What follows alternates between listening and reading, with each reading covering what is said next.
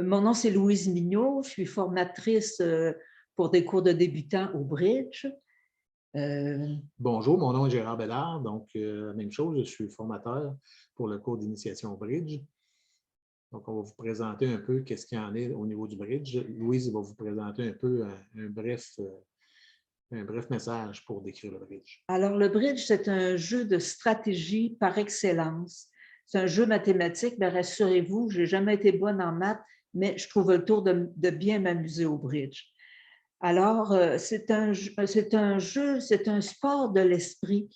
Bientôt, il sera reconnu aux Jeux olympiques, si ce n'est déjà fait. Il y a beaucoup d'avantages à jouer au bridge. Il aide à développer la mémoire, la concentration et l'endurance mentale. Il permet même de lutter contre la maladie d'Alzheimer, de Parkinson, selon des études sérieuses.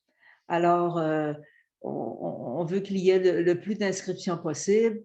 On va vous présenter le contenu de ce cours-là. Voilà. Donc, au niveau du bridge comme tel, c'est un jeu de cartes. Vous aurez compris que c'est un jeu de cartes avec 52 cartes. Donc, il se joue avec quatre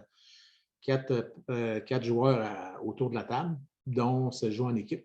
Donc, des partenaires. Le joueur qui joue en face de vous, c'est votre partenaire et vice-versa. Donc, il y a deux équipes.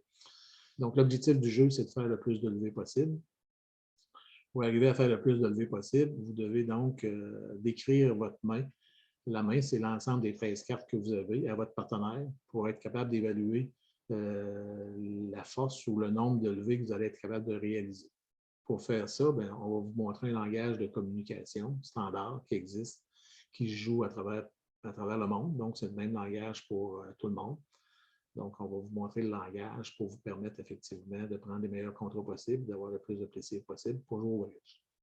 Pour ce qui est du cours, au niveau de la façon qu'on va procéder, ça va être une partie théorique au départ. Après ça, il va y avoir une partie de démonstration où on va vous faire une démonstration avec échange, et ainsi de suite, pour que vous soyez en mesure de commencer à vous approprier qu'est-ce qui a été enseigné. Et ensuite de ça, il va y avoir une partie pratique.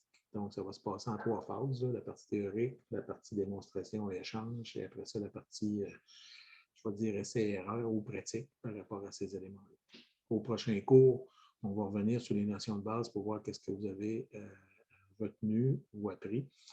Et on complétera la partie de la matière, s'il y a une partie de matière qui était plus ou moins bien comprise.